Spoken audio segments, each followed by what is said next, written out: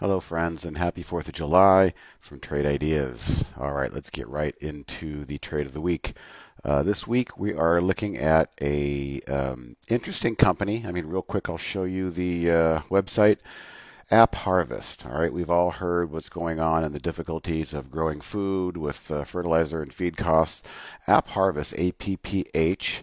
Let's see if the story is confirmed by the chart. Well, you can see after a possible double bottom down here, the market's been selling off and going to lows, but App Harvest had a wonderful move off of that double bottom with interest volume behind it.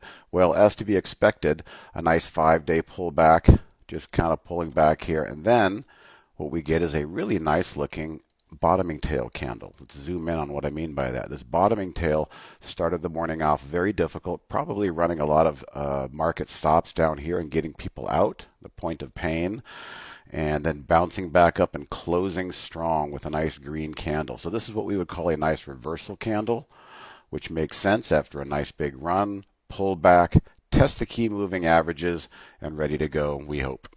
So the trade of the week in APPH is going to be live above 380.